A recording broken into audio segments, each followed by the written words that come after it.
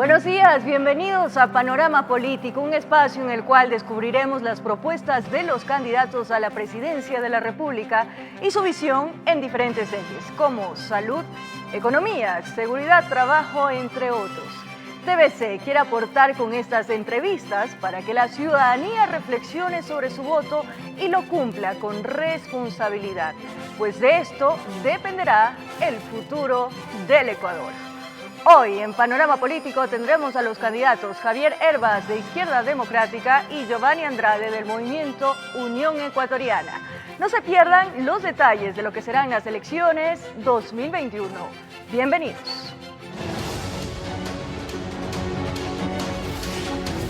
TVC presenta Panorama Político.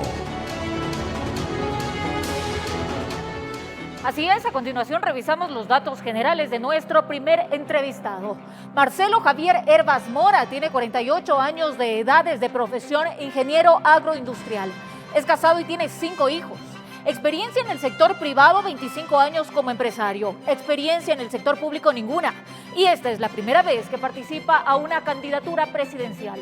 En la siguiente nota les presentamos un perfil político de Javier Hervas, candidato a la presidencia por el partido Izquierda Democrática. Él es el hombre que de joven hizo pan y que hoy maneja al menos 6 empresas. Javier Hervas es una figura fresca para las próximas elecciones. Es el as bajo la manga de la Izquierda Democrática que pretende llegar a Carondelet y que busca, según dice, darle la estabilidad tan necesaria al país con una nueva forma de hacer política. Jamás ha formado parte de ninguna organización ni ejercido cargos públicos. Es un candidato de centro-izquierda, se cataloga, no de aquella izquierda populista o demagógica, asegura, sino de aquella basada en la justicia social con emprendimientos.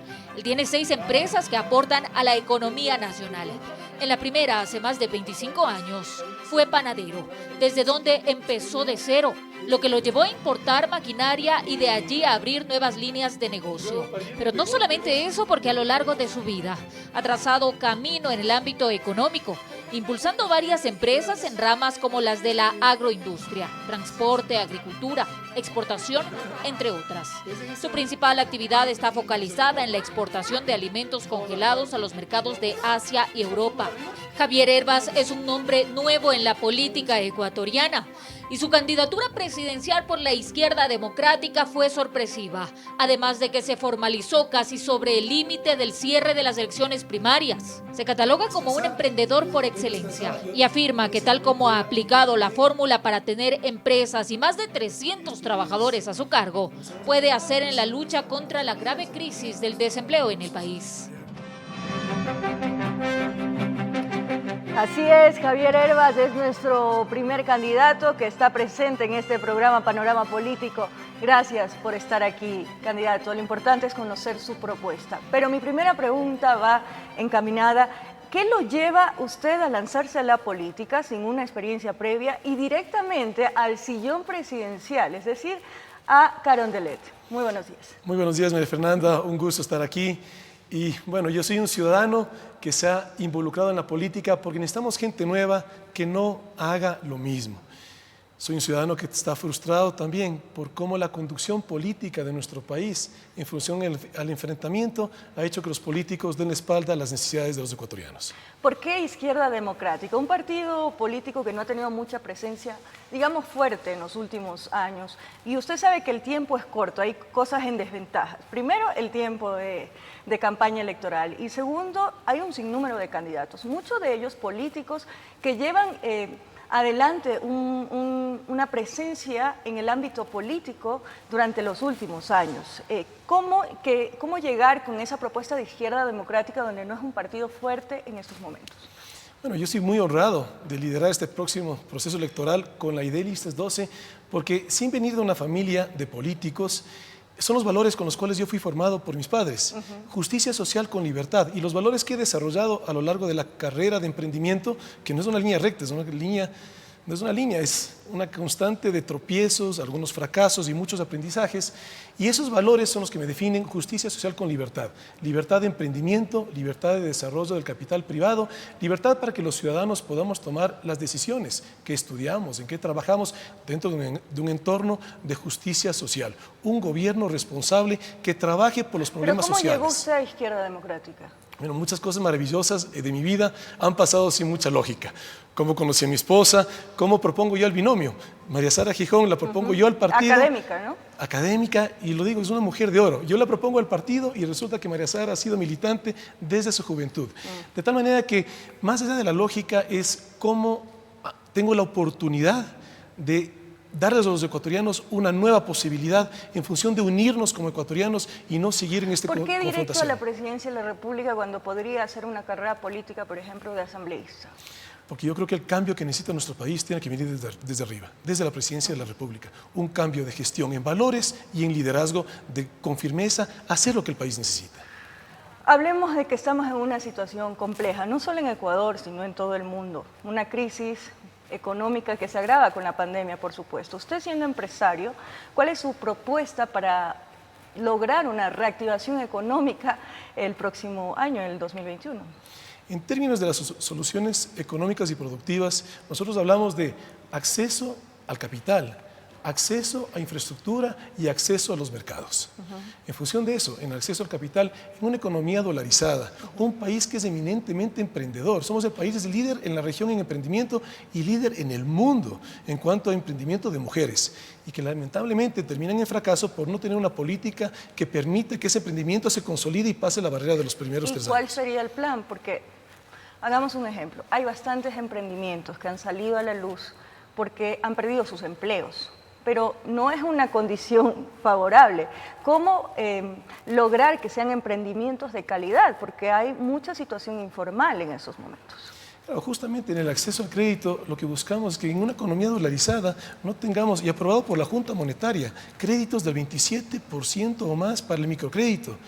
Justamente el emprendimiento inicia como un pequeño emprendimiento. ¿Y dónde saldrán los recursos para eso? A través de multilaterales. Los multilaterales quieren ayudar a Ecuador que mantenga la dolarización, y para nosotros, como ecuatorianos, es fundamental que cuidemos la dolarización para salir de esta profunda crisis económica. Quiero reiterar en este punto, usted habla de soluciones concretas, incluso en su plan de gobierno dice poner manos a la obra.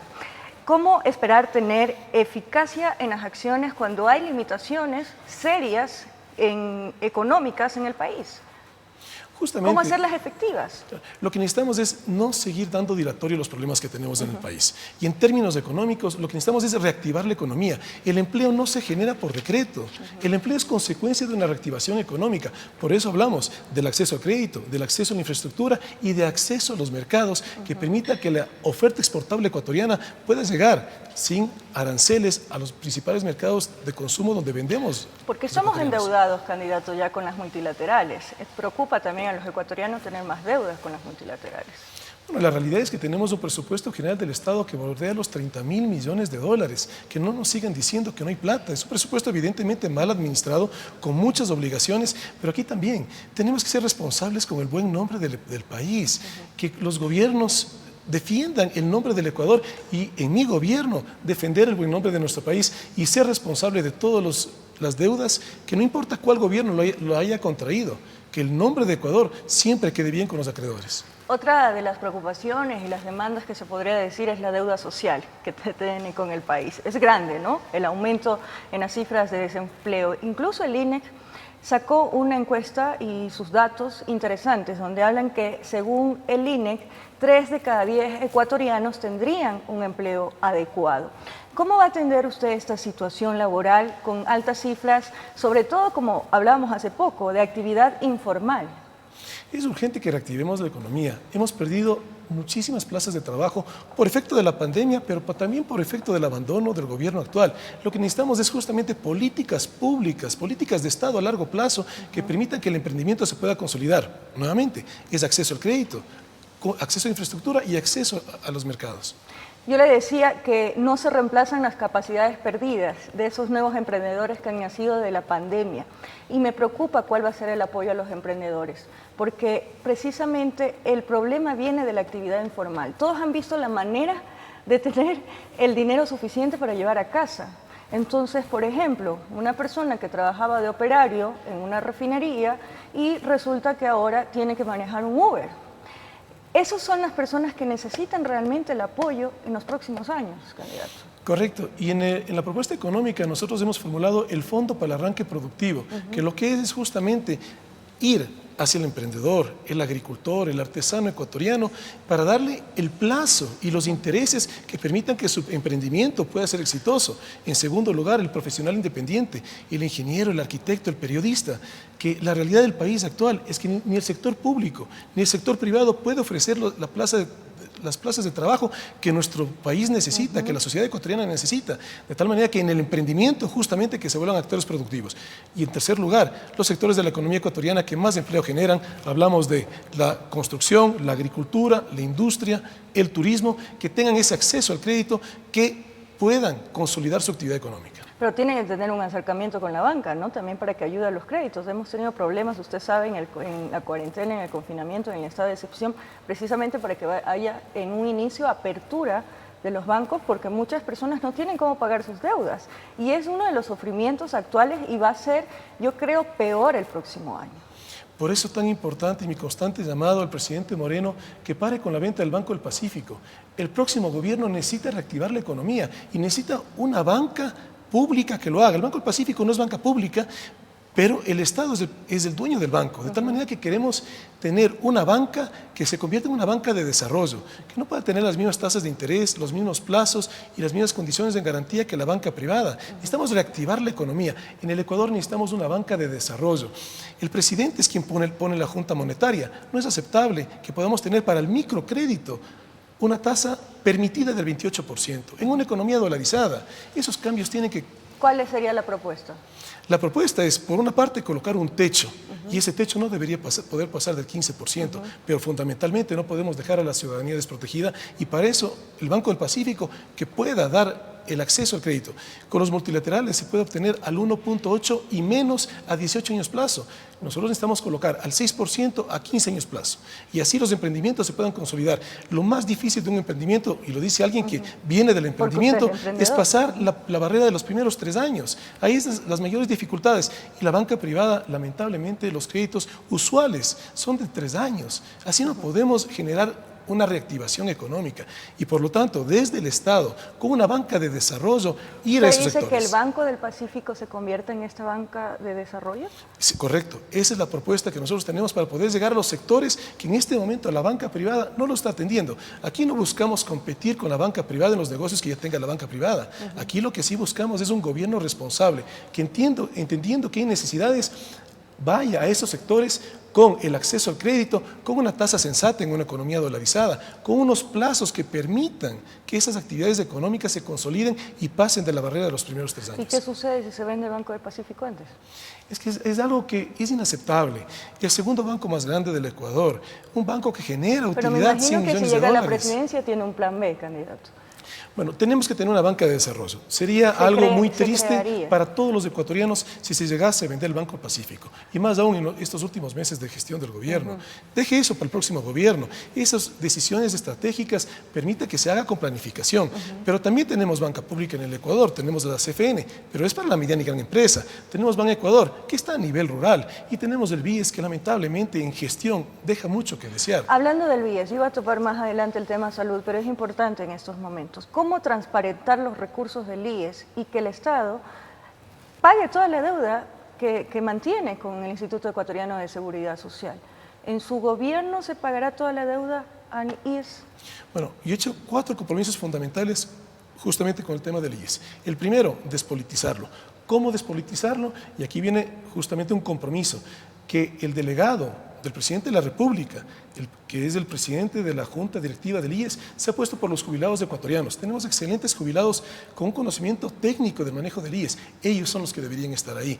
En segundo lugar, una auditoría internacional. Tiene que ser internacional para que no sea política, para justamente conocer los valores que el Estado deuda al IES. Se habla de 14.700 millones de dólares. Evitar que sea un botín, porque así ha sido el IES para los gobiernos, ¿no? ¿De dónde sacar los recursos? Claro, si lo despolitizamos, justamente logramos que no se convierta en la caja chica del gobierno del turno. El segundo, le decía, una auditoría internacional para tener claridad en cuántos son los valores que adeuda el Estado ecuatoriano al IES y en función de esa claridad generar un programa de pagos. El tercero, un debido estudio actuarial, y eso lo hacemos con excelentes matemáticos ecuatorianos que tenemos en la ESPOL, en la Escuela Politécnica Nacional, que con un debido estudio actuarial no es el político el que nos esté hablando de cuál debería ser la edad de jubilación. Los actuales aportantes tenemos que tener esa certeza. Y el cuarto, un acceso a la salud que sea digno. 5 millones de dólares votados porque medicamentos que se caducaron. Eso es el problema de una gestión política. Vamos a regresar con este tema para profundizar, me parece muy interesante. Nos vamos a una pausa aquí en Panorama Político. Ya regresamos con el candidato de Izquierda Democrática, Javier Herbas.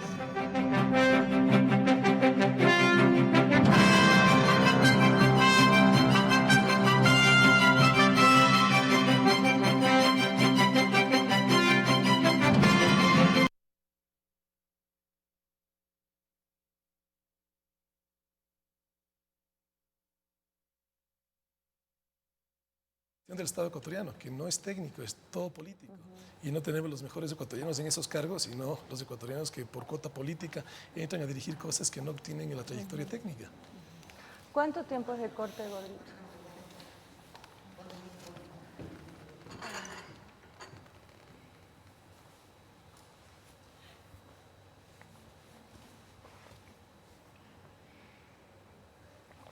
No creo que alcancen a vender el Banco del Pacífico. No deberían, tampoco deberían fusionar Petroecuador con Petroamazonas. Eso sí es son una cosas, locura. quieren funcionar el SRI con el ACENAE. Son cosas que no tienen lógica, pero que están en ese plan que no tiene sentido. Fusión de empresas, ¿no? La fusión de empresas, eso ya, sí, te agradecería mucho.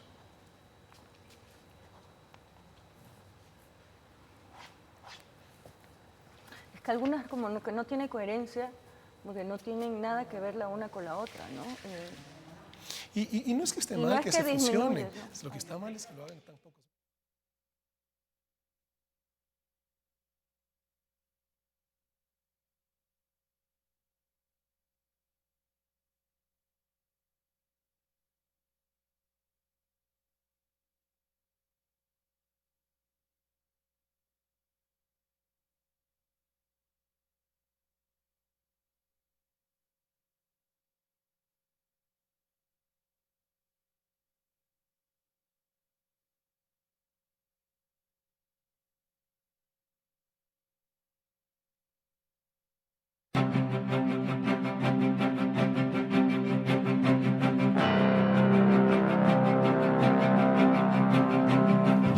Regresamos en Panorama Político con el candidato Javier Herbas, Izquierda Democrática, y estábamos topando un tema muy importante que tiene que ver con el Instituto Ecuatoriano de Seguridad Social, candidato. ¿Cómo evitar que los hospitales públicos sean repartidos en el próximo gobierno?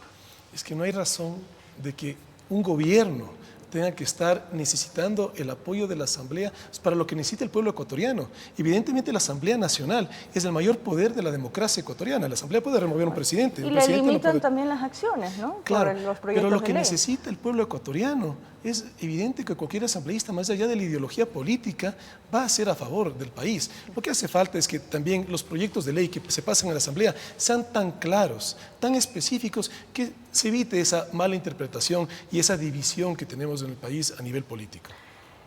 Hablábamos en el corte sobre la fusión de las empresas públicas y usted me ha dicho que está en desacuerdo con aquello, que su propuesta va en todo lo contrario. Por ejemplo, esta unión de Petroecuador, de empresas importantes. ¿Cómo ve usted la situación actual en el aparato estatal, en cómo está su organigrama, cómo debería estar el Ejecutivo, por ejemplo. Claro, y no es que esté en desacuerdo en que se fusione Petroecuador con Petroamazonas, lo que estoy en desacuerdo es que se hagan estos pocos meses de gestión, lo que no han hecho en 4 años, que lo hagan en este momento. Un gobierno que lamentablemente es una realidad. Hemos visto tantos escándalos de corrupción, dejen esas cosas que son estratégicas en la gestión. El sector petrolero es un sector estratégico en la medida en la cual es el principal sector generador de divisas a la economía ecuatoriana, que lo haga el próximo gobierno, con una buena planificación.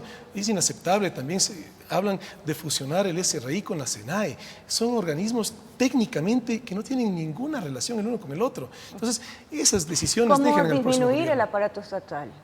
Bueno, ya este gobierno ha hecho una reducción significativa en cuanto a la cantidad de servidores públicos que se han ido al desempleo. Nosotros no podemos aumentar el desempleo en el Ecuador. Cada servidor público es una madre cabeza de hogar, es un hombre cabeza de hogar. No podemos ir por la vía de aumentar más el desempleo. Si es que hay áreas del Estado que efectivamente todavía pueden tener un exceso de capital humano, buscar colocarlas en otras. Por ejemplo, la educación y la salud, es evidente que hace falta mayor capital humano. Hay que buscar la manera como dentro de lo que tenemos hacemos gestión, pero de ninguna manera ir en reducir más el Estado ecuatoriano de lo que ya ha tenido este actual Hablando gobierno. de corrupción, ¿cómo transparentar los procesos administrativos en el Ejecutivo y sobre todo esperar que logremos una administración pública eficiente, pero sobre todo transparente? Con decisión y liderazgo. La tecnología lo permite. Simplemente transparentemos 2 procesos y ya con eso habremos hecho muchísimo.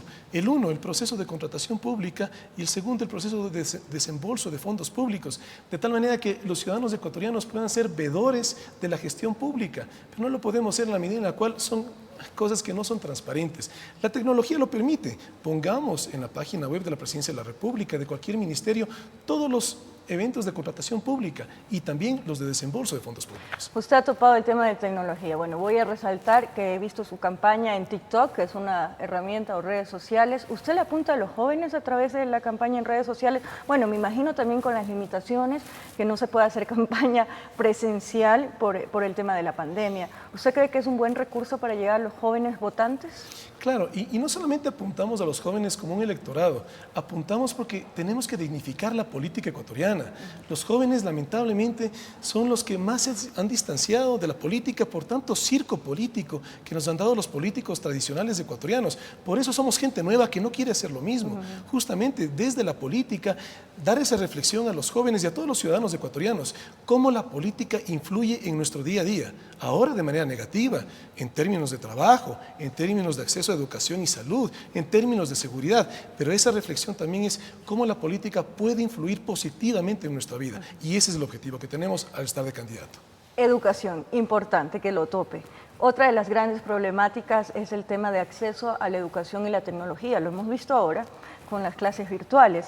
Incluso aquí en Televicentro hicimos varios reportajes referentes de que en sectores incluso rurales no tenían acceso al internet y veíamos a niños con un celular intentando 3, 4, 5 niños acceder al internet para poder estudiar. Otros ni siquiera podían hacer eso. ¿Cuál es su plan para reducir las brechas de desigualdad? Es justamente uno de los aprendizajes que nos deja la pandemia es cómo la educación no puede estar limitada al tamaño de las aulas ni a la cantidad de pupitres. A través de la tecnología podemos llegar a muchos más jóvenes ecuatorianos, pero tiene que haber una política pública desde el gobierno en términos de conectividad. Es una realidad que, sobre todo a nivel provincial, pero también inclusive en varios barrios de las grandes urbes donde no hay un acceso al internet. Y tiene que haber también una gestión en términos de los jóvenes estudiantes, de la educación general, la educación de bachillerato y la educación superior, que tengan un acceso gratuito al internet. Como sociedad perdemos cuando tenemos, por ejemplo, si hablamos de educación superior, que no haya una educación superior tecnológica. Es parte de nuestra propuesta. Tenemos que generar educación tecnológica. ¿Echaría atrás el plan que hizo el presidente Lenín Moreno? Es que lo que no ¿De podemos, las tecnologías? Claro, lo que no podemos tener es un Estado... ¿Cómo cambiaría ese plan que ya se está llevando a cabo? Bueno, francamente, hay muchas cosas que vamos a rescatar de este gobierno y del gobierno anterior. Tenemos que cambiar esta manera de hacer política, que viene un gobierno y deslegitima todo lo de los gobiernos anteriores. Eso no es nuestro objetivo. Las cosas buenas, por supuesto, que y las me imagino que retrasa más también. Por supuesto, nos retrasa y retrasa a todos los ecuatorianos, a toda nuestra sociedad. La política tiene que ser definida como en función de políticas de Estado, que veamos un Ecuador que indistinto cuál sea el gobierno y cuál sea la ideología que gobierne nuestro país, que pueda tener unas políticas de Estado a 30 años, que nos vean ese Ecuador. Nosotros de fondo nuestra propuesta es cambiar este modelo de desarrollo económico eminentemente extractivista a un modelo de desarrollo económico basado en la exportación. Por eso, en términos económicos, hablamos de acceso a los mercados. Tenemos que buscar acuerdos comerciales que permitan que la oferta exportable ecuatoriana llegue a esos mercados. Usted en su plan de gobierno puntualiza un gobierno abierto, ¿no? Que esté abierto, pero me hago este cuestionamiento porque Lenín Moreno decía lo mismo y planteaba estos diálogos con los diferentes sectores, los cuales no han tenido los resultados esperados. Y muchos gobiernos y también muchos candidatos en su momento han dicho que la agricultura hay que hacerlo y no lo han hecho. Es que ese es uno de los problemas de los políticos ecuatorianos. Ofrecen cosas que nunca lo han hecho en el pasado. Esa es justamente la razón por la cual yo me candidatizo. Si es que yo he hecho es emprendimiento. Yo no tengo una carrera política, no he saltado de un partido político a otro, no he tenido ningún cargo en ningún gobierno. Pero lo que sí he hecho es generar trabajo y entendiendo las oportunidades que tiene nuestro país. Dentro de la actividad privada he logrado generar trabajo a los ecuatorianos y también llevar los productos ecuatorianos hacia el exterior. ¿Cómo anteponer los intereses particulares a los intereses nacionales? Es una pregunta que yo creo que debe ser de cajón con toda la situación que hemos vivido y que ha sido muy triste, más allá de la pandemia. Todos estos actos de corrupción que hemos visto en el gobierno, ¿no? en el sistema político. ¿Cómo anteponer esos intereses particulares a los nacionales? En primer lugar, tenemos que tener un gobierno transparente. Pero ¿cómo anteponerlo? Y ahí también quisiera mencionar, yo no vengo de una familia de empresarios, todas las actividades económicas las he hecho desde cero y ninguna de las actividades económicas que he desarrollado jamás he tenido ningún negocio con el Estado ecuatoriano. Yo lo que sí busco es devolverle al país bendecido que me ha permitido pasar de ser un artesano panificador a un industrial, exportador, agricultor ecuatoriano, esas oportunidades y devolverle a mis hermanas y hermanos ecuatorianos la confianza que en función de los resultados de las próximas elecciones todavía podemos salir de esta crisis defendiendo una democracia en donde sí exista justicia social con libertad. Finalmente, en pocas palabras, ¿por qué los ecuatorianos deben votar por Javier Hervas y la propuesta de Izquierda Democrática? Tiene alrededor de un minuto, candidato. Gracias. Puede explayarse para nuestros televidentes y futuros votantes. Gracias. Bueno, fundamentalmente la invitación es a todos los ecuatorianos y fundamentalmente los que todavía no han decidido, no han tomado su decisión de voto, que revisen nuestras propuestas. Están disponibles en las redes, en la página web, en el Facebook y de hecho, cualquier pregunta que puedan tener, yo respondo lo que me mandan en Twitter y en las redes, de tal manera que una oportunidad para poder cualquier ciudadano que quiera conocer más de la propuesta. Nuestro país, nuestro Ecuador ya no tolera más confrontación. Lo que sí necesitamos son soluciones concretas a los problemas que tenemos. Desde una visión práctica, desde una visión de ver un país diferente. Yo me involucro en la política porque justamente no quiero seguir viendo el país deteriorándose. Hay que hacer un cambio de rumbo y lamentablemente en este momento nuestro país ha tomado un rumbo de deterioro. Estas próximas elecciones una oportunidad de oro para todos los ecuatorianos, de tal manera que muchas gracias por esta entrevista, María Fernanda, que Dios bendiga al Ecuador y nos dé la sabiduría de hacer historia en estas próximas elecciones. Muchísimas gracias, candidato Javier Hervas, por traernos su propuesta, sobre todo debatir temas importantes para el país en estos momentos y este programa justamente busca esto, que tengamos una ciudadanía informada al momento de acudir a las urnas. Gracias a Javier Hervas por acompañarnos en Panorama Político. Momento de una nueva pausa, pero al regresar, Giovanni Andrade, candidato al movimiento Unión Ecuatoriana. Ya volvemos aquí en TVC.